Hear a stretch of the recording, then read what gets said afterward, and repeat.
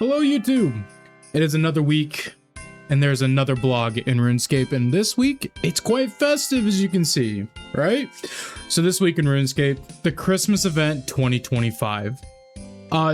For some reason, a known issue is we're aware that the Varrock fountain is filled with an unfortunate yellow water that's to be cold fixed. It's interesting. We got a nice image here, Christmas Din, so I assume maybe this year's event is about making Christmas dinner, right? We'll see. It's the most wonderful time of the year. Gielinor has gone all festive for the Christmas 2025 event. The changelog, so let's go over this real quick. The Christmas event 2025, so the Christmas event is here. Speak to the cook at Blue Moon Inn in Varrock to start the event. I'll probably end up doing this live on stream. I probably won't try to do this off stream or anything. Try to see if people want to join in on it and maybe do it all together, right? But they added festive rewards for completing the event, including a community designed Christmas jumper, right? Some sailing fixes and tweaks. Group irons can now use facilities on their group membership, regardless of whether or not they built that facility themselves, so long as they have the sailing level required. The Bone Crusher and Crusher Necklace now work for any sailing creature who drops bones. Resetting the Gwyneth Glide trial while going through a teleport portal will no longer break the trial. When quick transporting your boat, for example by recovering via ship ride or using the boat spell, players will not only lose port task cargo, bounty items, salvage and fish from their cargo hold. Anything else will be kept inaccessible once your ship is recovered. The cargo hold will no longer delete your diving apparatus or crowbar until you have the requirements to retrieve them again. Cargo crates are now confiscated immediately when you teleport while carrying them, because I think there are some videos out there people were a little bit abusing that to see if they could like do the cargo task without even having to be on your ship, right? I heard, right?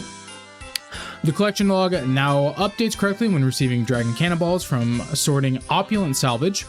The start the boat when setting ahead option now works more reliably for players whose crewmates were already controlling the helm when they boarded the boat. Goal and soup will no longer consume entire stacks of Karambuan when fed. Holy crap.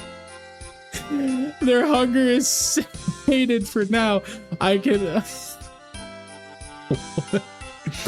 Added an option to disable teleport warnings while on a boat. If you attempt to teleport while you're on a boat, you'll be given an option to cancel it, proceed with it and not ask again. If you choose the latter, you will no longer receive teleport warnings while on a boat. If you wish to, you can also re-enable this via the settings menu. You can find it under warnings, sailing, and warnings. Fix an animation glitch that occurs when metamorphing Gull and Gulliver or Gulliver during the emote. Non-alchable items can no longer be fed to the giant clam. Oh, there you go. I didn't know you could do that. The following sailing activities can now be boosted. All sea charting types, generic sea charting activities, current duck, drink crates, mermaid dives, spyglass, including speaking with Chart and Charles McAtlas, weather trolls, both building and using cannons on a boat as well. Updated the requirement met filter in the sea charting interface to include quest requirements, right? The blast furnace no longer allows players to fill it completely with nickel or smelting. Oh, goodness. Fill it completely with nickel ore, as smelting requires space to add copper ore as well. If you've already gotten this problem, select the check option on the blast furnace smelting pot. This will allow you to empty the furnace. When sailing launch, we enabled you to dismantle the combined versions of the Max Cape. Now Mac can do this too. For example, if you sell an Infernal Cape, Infernal Max Cape back to Mac, you'll now receive your Infernal Cape as well as the coins. Added Swamp Tar to Pygmy Kraken's drop table. The correct icon now displays upon showing a holy sheet to the High Priest. Testing the current south of the pest-filled area near the Void's Night Outpost is now correctly listed under the Simian Sea. Fix a spade-related typo on the port task board. And the NPC Ross now refers to a mithril helm rather than mahogany one when she gives tips about the jubbly jive. Some other changes, right? They fixed issues causing players' characters' feet to clip into the terrain due to a switch to Z buffer rendering. Fairy Rings scroll bar now work. Fairy Rings scroll bar now works correctly when using the search function. Likewise, when using the Fairy Rings search function and pressing enter, you can now view results list as intended. In addition, when you interact with the Fairy Ring, the search box will now automatically open, letting you type immediately. And Juana's chat head, I think that's Juana, I assume. I don't think it's Juna. Well, I guess it could be Juna, actually. No. No longer appears in a place of yours when you tell her stories of certain adventures. The PvP rota and world changes, right? So PvP rota has moved to period A.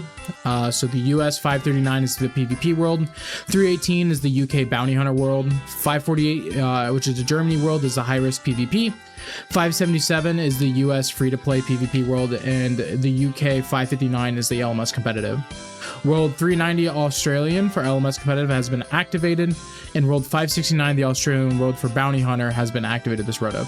PvP Arena is using Berserker loadouts in ranked duels and tournaments. Additionally, with the launch of Sailing, we opened up a few extra temporary worlds to deal with the influx of players expected from such a launch. Now that everything is settled, we'll be removing the following worlds post-update. So UK, you're losing 661, 662. I'm just going to say 661 through 667.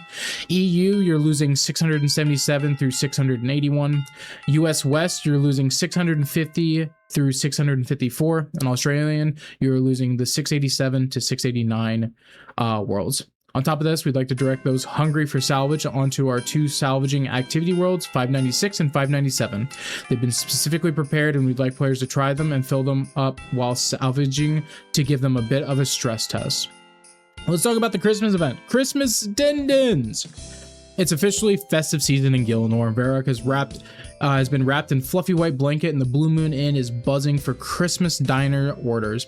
Fancy helping a cook with handling all the orders and whipping up some wintry delights? To start the quest, head to the Blue Moon Inn at the Varrock and talk to the cook. You'll find the cook in the kitchen at the back of the bar. You can kind of see here with the images. It is only Varrock that's got a winter makeover. As tradition goes, some familiar faces, beloved companions, and even a few bosses got a festive touch as well. You'll just have to discover them as you adventure across Gielinor. The rewards, the lovely jubbly bib, that's amazing, dinner, and the beer belly sweater. Oh boy. OSR's Christmas rewards always bring a festive flair at this time, also a bit of extra belly. Here's a full list of Fashionscape up for grabs once you completed the quest. So you'll get the beer belly sweater to flex that belly after having nommed your Christmas dinner and drinks, a lovely jubbly bib, need we say more, and a Mayhand Christmas dinner platter, and offhand novelty Christmas rug. Oh, if you can put this in your POH, that's pretty sick. Oh, mug. I misread that. I thought it was rug. I was excited for a second. And then the Jad Christmas jumper. Back in early November, we kicked off a competition for our player-designed and OSRS-inspired Christmas jumper across our social channels. The winning design would inspire a reward for this Christmas event, and here it is. Massive GZs to you /Pokemon Reb on Reddit for winning the competition and seeing their creation come to life in the game. And of course, a huge thank to everyone who entered the competition. There are so many mind-blowing submissions, and your designs are absolutely slayed. I hate that. I hate that. Get out of here. But that is awesome. I love that. That is really cool. Just, yeah, it goes with everything. Above the winning entry, you can see there. And here's how it looks in games. We love the irony of Gielinor's angriest guy getting all festive, and it seems like you do too. Plus, this jumper pairs perfectly with the Jad slippers and Jad plush. As we wrap up, don't forget you can claim rewards from previous Christmas events by speaking to Diango and Draenor, although you need to complete this year's event first. There will be a live stream tomorrow, December 11th at 4 p.m. We'll be hosting a Christmas live stream on their Twitch channel consisting of a festive pub crawl for jolly vibes, a festive parade from Blue Moon Inn to Rusty Anchor in Port Sarim, a festive sailing from Port Sarim to Brimhaven, visiting more pubs along the way, and more surprises. Meet us at Blue Moon Inn on World 520 at 4 p.m. UTC. Make sure to put on your most Christmas-inspired Fashionscape. Bonus points if you mix in some pirate or sailor flair. And we can't wait to see what combinations you come up. Come up it. I think they meant to put a with, come up with. Yeah. And it would be a blast to see scapers and festive fits on their boats across Gielinor. I believe this is all the same. We've already kind of talked about this, right, earlier. We just covered this up above, right? There's a sort of graphic so you can see that if you want to re-enable that sailing warning, right? So along with, like, it looks like there's also drink crate warning and task cancellation. So we've kind of already covered this at the very beginning of the video. An update on the Jagex launcher. So heads up scapers, as of tomorrow, installing the Jagex launcher on PC will no longer require admin permissions. This should make it easier to install the launcher on a shared or restricted devices, though note that some systems may still have local restrictions in place. We are aware that the official client still requires admin permissions to install. In these instances, you can continue to use RuneLite. There will be mass chambers with the J mods. Should join mods Rock, Elena, Manked, Midnight, Jelly, Civ. I think that's supposed to be Rach. I said Rock, but I think it's Rach. My bad. And Civ for another Chambers Mass Madness in the official OSR's Discord.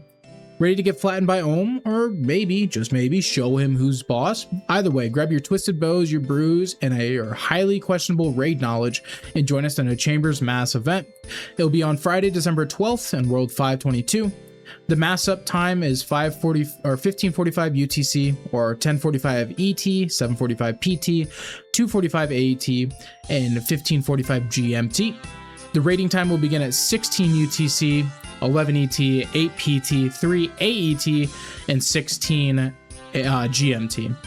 And then where the official OSR's Discord, the server events voice channel opens at mass. What to expect? Beautiful chaos, piles of death, Ohm's head almost certainly deciding to laser the entire raid at once, a few heroic clutches, and a tragically low number of purples. However, you can also expect plenty of laughs, some excellent stories, and that unique brand of mass event madness that makes it all worth it. We're here for the fun, not the points, definitely not the points. Whether we walk away with loot, because remember, scuffed does equal stuff, or just tales of chaos while we all have a laugh together. Not keen to be burned alive by your entire team? No worries. You can join in by spectating. Mods will be streaming their POV so you can enjoy the carnage from the safety of your bank tab. Right? Some requirement rules, nothing but a bit of Chambers knowledge, a pulse, and a willing to die the grace to be beneficial. The raid rules, no alts please. Each raid is capped at 100 players, and we want as many of you to be able to join in as possible. Don't come in and just AFK for the diary. Have fun and help out. Prep for others. When prepping for Ohm, please make a few extras. We won't start Ohm until sufficient prep, goodness, is complete. No entering Ohm early. Please do not enter Ohm until everyone has potted and your friend's chat leader has gone in. Else you may be kicked from the raid. Dying in Ohm. If you died in Ohm twice and you're still learning, consider staying out and watching such learning from others after the second death. Go back in only if you are feeling confident. And choose kindness. These raids are just for the community chaos and the fun of a mass. Please don't expect to see many points or purples. On the day, right, please join the following friends chat. If the first friends chat list is full, move to the next. So mod Rach will be feature mod Elena as general, mod Manked will feature mod Civ as general, and mod Jelly will feature mod Midnight as general. If we get this far, we'll add some more friend chats. So polish your pickaxes, forget your anti-venoms, and let's give Olma a show we won't forget. We already talked about these other changes, and we already talked about the PvP rota. That's really it, right? So like I said, remember, Discuss update, you can go to the subreddit, Steam forums, or the OSR's Discord and the game update channel.